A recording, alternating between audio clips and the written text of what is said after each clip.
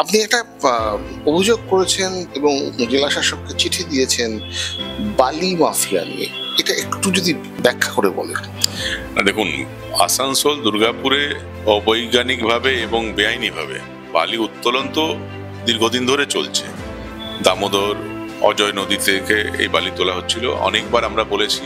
Ultimately দেখেছি যে কেউ কর্ণপাত করছে না, প্রশাসন উদাসীন। আলটিমেটলি আমরাও ছেড়ে দিয়েছিলাম যে তৃণমূল কংগ্রেসের সমর্থন আছে, তৃণমূল কংগ্রেসের সঙ্গে যুক্ত ওরা, ওদের কেউ কিছু করতে পারবে না। কিন্তু এখন পরিস্থিতি এমন জায়গায় পৌঁছে গেছে যে এখন না বললেই আর নয়। আলটিমেটলি দামোদর এবং অজয় নদীতে যেভাবে বালি তোলা হচ্ছে, বিভিন্ন নদীতে যেখানে পাম্পিং স্টেশন আছে, পানীয় জলের জন্য যে পাম্পিং স্টেশনগুলো, তার আশপাশ থেকে যেভাবে বালি তোলা হচ্ছে, এরপর কিন্তু আসানসোল দুর্গাপুরের মানুষ, আসানসোল শিল্পাঞ্চলের গ্রামাঞ্চল এবং শহরাঞ্চলের মানুষ পানীয় জলের সংকটে ভুগতে চলেছে। তো এখন তার কোনো উপায় নেই। তৃণমূল কংগ্রেসের কাছে তো অগাধ টাকা, তারা তো মিনারেল ওয়াটার খেয়ে রয়ে যাবে, কিন্তু গরিব প্রান্তিক মানুষের কি হবে? আমাদেরকে এখন আর বাদ বিচার করলে চলবে না, কে কি ভাবছে না ভাবছে, আমাদেরকে বলতেই হচ্ছে, কারণ আসানসোলের মানুষের স্বার্থের কথা, এটা বলতেই হবে। এবং আসানসোলের জনগণকে আমরা রিকোয়েস্ট করেছি যে এরপর যে দিন আসতে চলেছে, এমন পরিস্থিতি আসতে চলেছে যে পানীয় জলের সংকট দেখা দেবে, প্লিজ আপনারা মুখ খুলুন। এবং শুধু আমি বলছি তা নয়, আমি দেখলাম যে আসানসোল পৌর নিগমের ইন্টারনাল মিটিংয়ে তারাও এটা বলছে যে তাদের যে পাম্পিং স্টেশন আছে তার পাশ থেকে যেভাবে বালি উত্তোলন হচ্ছে, তারাও ডিএমকে চিঠি দিচ্ছে, তারাও পুলিশ কমিশনারকে চিঠি দিচ্ছে। তার মানে ইন্টারনালি তারাও মেনে নিয়েছে যে হ্যাঁ, বালি উত্তোলন হচ্ছে, অবৈজ্ঞানিক পদ্ধতিতে হচ্ছে, বেআইনিভাবে হচ্ছে। এর ফলে আসানসোলের মানুষ বিপদে পড়তে চলেছে। আসানসোলের বহু ছেলে, আমি আসানসোলে জন্মগ্রহণ করেছি, আসানসোলের মানুষের প্রতি আমার দায়বদ্ধতা আছে, স্বাভাবিকভাবে আমাকে তো প্রশ্ন তুলতেই হবে। বালি তুলছে এবং এই যে ধরুন একটা বাস্তুতন্ত্রের একটা সমস্যা হচ্ছে, এটা নিয়ে আসানসোলের সাধারণ মানুষ যেরকম উদ্বিগ্ন, সেরকম আপনি উদ্বিগ্ন, কারণ আপনি আসানসোলের মানুষ। তা তৃণমূল কংগ্রেসের এখানে স্বার্থটা কি?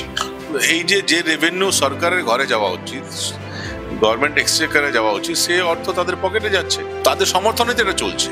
এবং বিভিন্ন নির্বাচনের সময় যে মাফিয়াদেরকে তারা ইউজ করে, নির্বাচনী কাজে লাগায়, লোকাল বডি নির্বাচনে, অন্যান্য নির্বাচনে, তাদের সংগঠন ধরে রাখার জন্য, মানুষের উপর যে আতঙ্কের পরিবেশ সেটা বজায় রাখার জন্য তারা যেভাবে মাফিয়াদেরকে ইউজ করে, তার বিনিময়ে তাদেরকে তো কিছু দিতে হবে।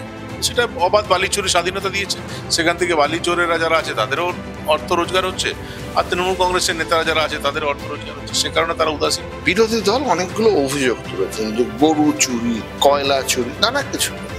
এই যে চুরির যে অভিযোগগুলো হচ্ছে, এই চুরির অভিযোগগুলোর মধ্যে আপনার কি মনে হয়?